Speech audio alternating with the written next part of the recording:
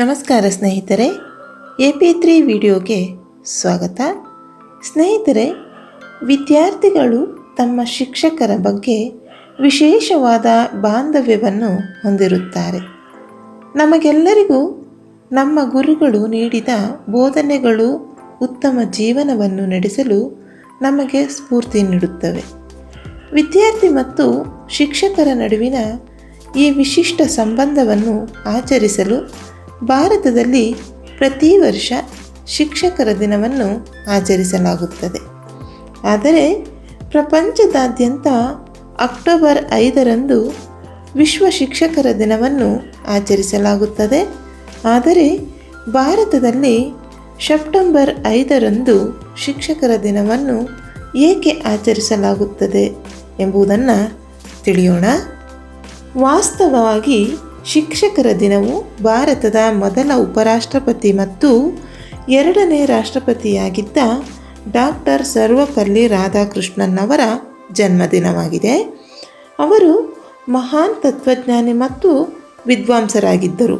ಅವರಿಗೆ 1954ರಲ್ಲಿ ಭಾರತದ ಅತ್ಯುನ್ನತ ನಾಗರಿಕ ಪ್ರಶಸ್ತಿಯಾದ ಭಾರತ ರತ್ನ ಮತ್ತು 1963ರಲ್ಲಿ ಬ್ರಿಟಿಷ್ ರಾಯಲ್ ಆರ್ಡರ್ ಆಫ್ ಮೆರಿಟಿಯನ್ ಗೌರವ ಸದಸ್ಯವನ್ನು ನೀಡಲಾಗಿತ್ತು. ಡಾಕ್ಟರ್ ಸರ್ವಪಲ್ಲಿ ರಾಧಾಕೃಷ್ಣ ಅವರು ಸೆಪ್ಟೆಂಬರ್ 5, 1888ರಂದು ಮದ್ರಾಸಿನ ಪ್ರೆಸಿಡೆನ್ಸಿಯಲ್ಲಿ ಜನಿಸಿದರು. ಹೆಸರಾಂತ ಶಿಕ್ಷಕ ಡಾಕ್ಟರ್ ರಾಧಾಕೃಷ್ಣ ಅವರು ಕಲ್ಕತ್ತಾ ವಿಶ್ವವಿದ್ಯಾಲಯ ಮತ್ತು ಆಕ್ಸ್ಫರ್ಡ್ ವಿಶ್ವವಿದ್ಯಾಲಯದಂತಹ ಪ್ರತಿಷ್ಠಿತ ಸಂಸ್ಥೆಗಳಲ್ಲಿ ಪ್ರಾಧ್ಯಾಪಕರಾಗಿ ಸೇವೆ ಸಲ್ಲಿಸಿದ್ದಾರೆ. ಅವರು ಸಮೃದ್ಧ ಬರಹಗಾರರಾಗಿದ್ದರು ಮತ್ತು ಅಮೆರಿಕ ಮತ್ತು ಯುರೋಪ್ನಲ್ಲಿ ತಮ್ಮ ಉಪನ್ಯಾಸಗಳ ಮೂಲಕ ಆಂತ ಸಾಂಸ್ಕೃತಿಕ ತಿಳುವಳಿಕೆಯನ್ನು ಉತ್ತೇಜಿಸಿದ್ದರು. ಡಾಕ್ಟರ್ ರಾಧಾಕೃಷ್ಣ ಅವರು 1962ರಲ್ಲಿ ಭಾರತದ ರಾಷ್ಟ್ರಪತಿಯಾದಾಗ ಕೆಲವು ವಿದ್ಯಾರ್ಥಿಗಳು ಅವರನ್ನು ಭೇಟಿ ಮಾಡಲು ಬಂದರು ಮತ್ತು ಸೆಪ್ಟೆಂಬರ್ 5ರಂದು ಅವರ ಜನ್ಮದಿನವನ್ನು ಆಚರಿಸಲು ವಿನಂತಿಸಿದರು.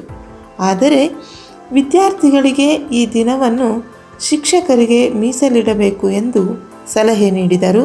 ಹೀಗಾಗಿ ಸೆಪ್ಟೆಂಬರ್ 5ಅನ್ನು ಭಾರತದಲ್ಲಿ ಶಿಕ್ಷಕರ ದಿನವನ್ನಾಗಿ ಆಚರಿಸಲಾಯಿತು.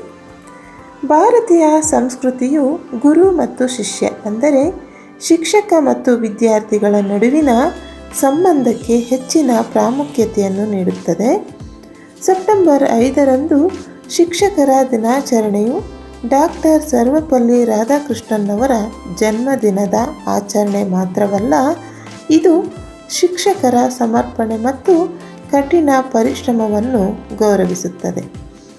ವಿದ್ಯಾರ್ಥಿಗಳು ತಮ್ಮ ಕೃತಜ್ಞತೆ ಮತ್ತು ಮೆಚ್ಚುಗೆಯನ್ನು ವ್ಯಕ್ತಪಡಿಸಲು ಅವಕಾಶವನ್ನು ಪಡೆದರೆ, ಶಿಕ್ಷಕರು ಸ್ವಯಂ ಪ್ರತಿಬಿಂಬಿಸಲು ಮತ್ತು ವಿದ್ಯಾರ್ಥಿಗಳಿಗೆ ಆರೋಗ್ಯಕರ ಮತ್ತು ಪ್ರೇರಕ ವಾತಾವರಣವನ್ನು ಸೃಷ್ಟಿಸಲು ಅವಕಾಶವನ್ನು ಪಡೆಯುತ್ತಾರೆ.